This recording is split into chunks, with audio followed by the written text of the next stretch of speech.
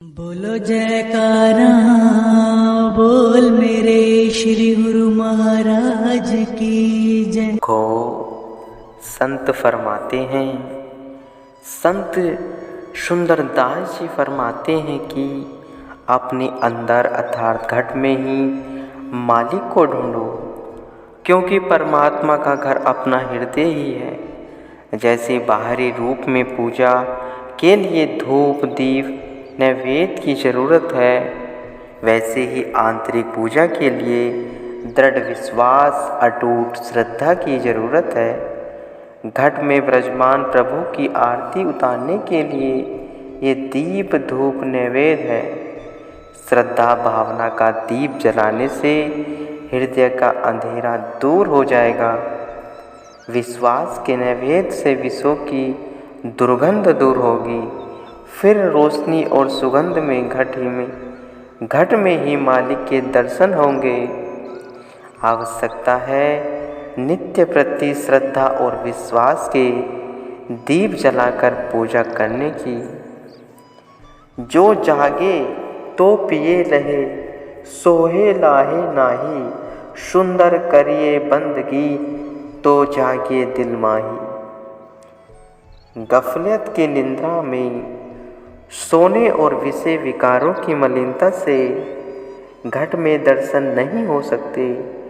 बंदगी करने के लिए नित्य प्रति नियम अनुसार घट मंदिर की पूजा के लिए सद्गुरु के प्रेम के दीप जलाएं। वह नित्य प्रति अपने मन पर ध्यान रखे, तब प्रभु का दीदार संभव हो जाएगा। कई लोग ऐसा पूछते हैं कि पशु योनि ईश्वर ने दी है या स्वयं जीव ने मांगी है। इसका उत्तर यही है कि प्रकृति के नियम तथा कर्म अनुसार जीवों को ये योनियां मिली हैं। जैसे मनुष्य के कर्म होते हैं, उसी के अनुसार उसको ये योनियां मिली हैं। ईश्वर किसी के साथ पक्षपात नहीं करता और न ही ईश्वर ने किसी को अपनी इच्छा से ये योनियां दी हैं। संत महापुरुषों ने अपनी वाणियों में निर्णय दिया है, गुरु झरोखे बैठ के सब काम मुजरा ले, जैसे जाकी चाकरी तैसा तय को देही।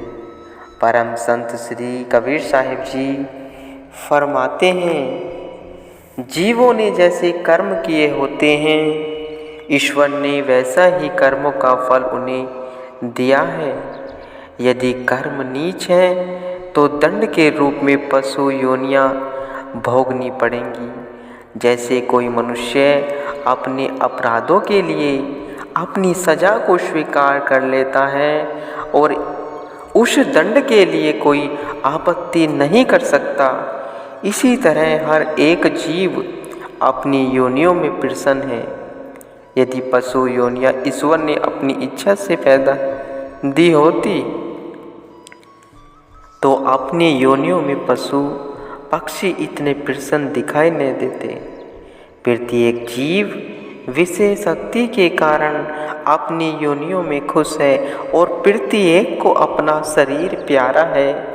यदि मालिक किसी को जबरदस्ती कुत्ता बिल्ली बना दे तो वह अपने जीवन से तंग आ जाता। ज्ञान न होने के कारण ही पशु योनियों में प्रत्येक जीव प्रसन्न है, परंतु यह सब मनुष्य जन्म में अपने लिए किए गए कर्मों की सजा है। जरा सोचो, मनुष्य जन्म को पाकर अंतिम समय सुरती का लगाव धन पुत्र अथवा मकान में अटका रह गया तो क्या उसे सर्प शुअर अथवा प्रेत आदि की योनि न मिलेगी? यदि उसके इस संस्कार कर्म से ये योनियां मिली तो यह उसका अपना किया हुआ कर्म है। श्री रामचरितमानस में लिखा है, काहू ने कोहे सुख दुख का कर दाता, निज कृत कर्म भोग सबु भ्राता। श्री लक्ष्मण जी घोह को उपदेश करते हैं कि हे भाई, कोई भी किसी को सुख दुख नहीं देता, यह सब अपने किए हुए कर्मों का ही फल है। यह मिथ्या भ्रम है कि किसी के द्वारा दुख मिला अथवा सुख। मनुष्य जन्म में जो भी सुख अथवा दुख मिलते हैं अथवा इस शरीर को त्यागने के बाद जो योनियाँ प्राप्त होती हैं, यह सब मनुष्य के अपने किए कर्मों का फल है। संत सहजो वाई जी ने लिखा है कि पशु पंछी नर शुर असुर जलचर कीट पतंग सब ही उत्पत्ति कर्म के सहजो नाना अंग।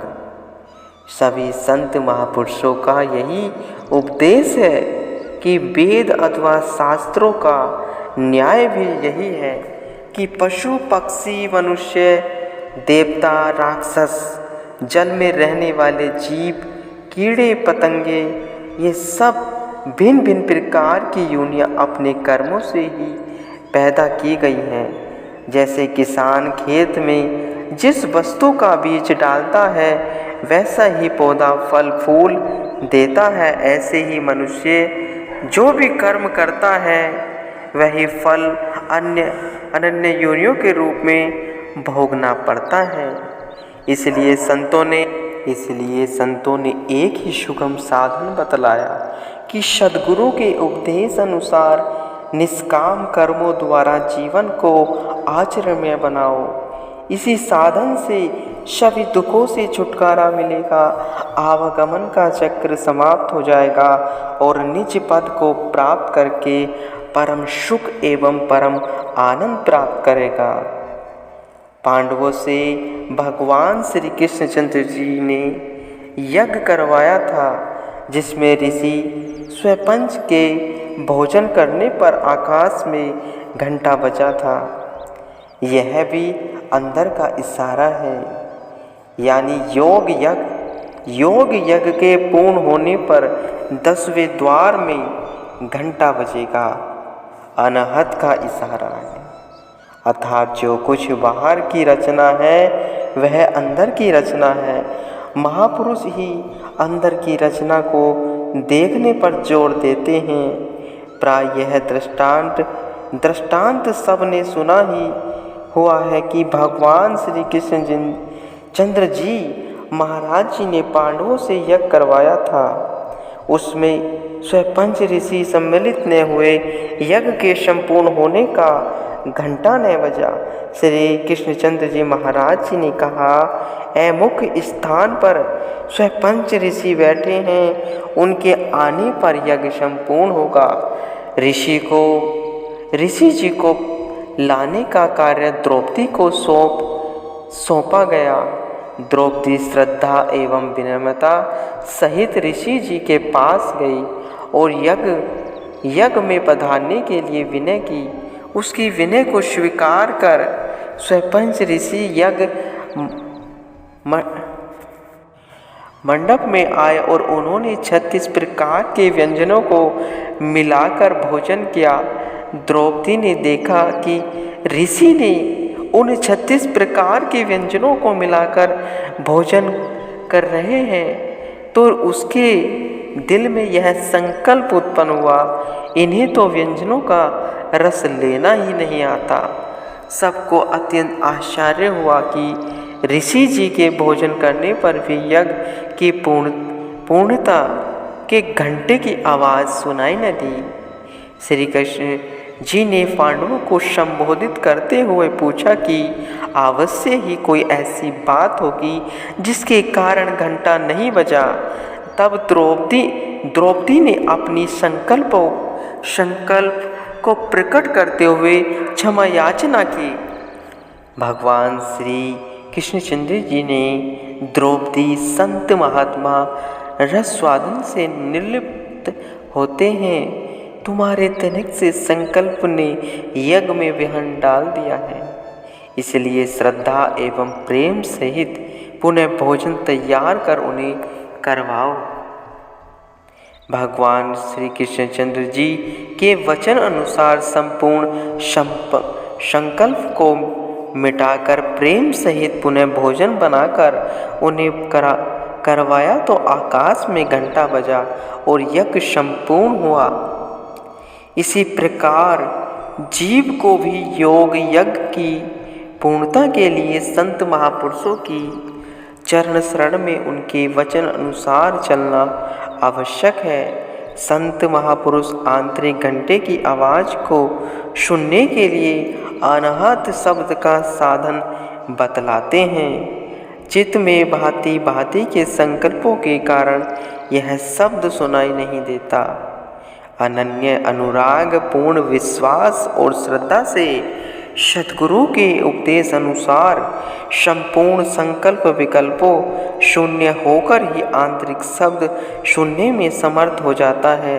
जब सद्गुरु की कृपा से श्रुति शब्द के रूप में लीन हो जाती है तो आंतरिक शब्द को सुन सकती है। यही अंदर के योग यज्ञ के पूर्ण होने का चिन्ह है। जो मनुष्य किसी से ईर्ष्या या विरोध नहीं रखता और सबसे एक चित्त एक भाव और नम्रता से व्यवहार करता है और किसी भी जड़ या चेतन वस्तु में उसका मन नहीं अटकता, अहंकार और मान जिसने छोड़ दिया, लोक माया का भी जिसके दिल पर असर नहीं है, आराम और विश्राम जिसके लिए बराबर है, क्षमा धैर्य सहनशीलता तथा मालिक की रची हुई राजी रहना जिसका स्वभाव बन गया है, मालिक को मिलने की जिसके दिल में अभिलाषा रहती है, विषय वासनाओं को जिसने समाप्त कर दिया और मन को काबू कर लिया, सच्चे मालिक के चरणों में जिसकी प्रीति अचल है, अपने विकारों को जिसने भक्ति के रंग में रंग दिया है, मन और बुद्धि के दोनों को मालिक के चरणों में नौछावर कर दिया है। भजन अभ्यास में जो अपने चित्त को लगाए रहता है, अपनी निंदा से दिल में बुराई नहीं आती, वह मान बढ़ाई सुनकर हर्ष नहीं होता तथा संत सत्पुरुषों के वचन सुनकर जो उन पर आचरण करने का प्रयत्न करता है, वह संसार में श्रेष्ठ पुरुष है। ऐसा सेवक वह ऐसा साधक मालिक को प्यारा होता है। दुनिया के सामान खाने पीने वह बरतने के जितने भी देखने में आते हैं, कुदरत ने मनुष्य के लिए पैदा किए हैं। मनुष्य को खाने पीने और सेवन करने के लिए मनाही नहीं है।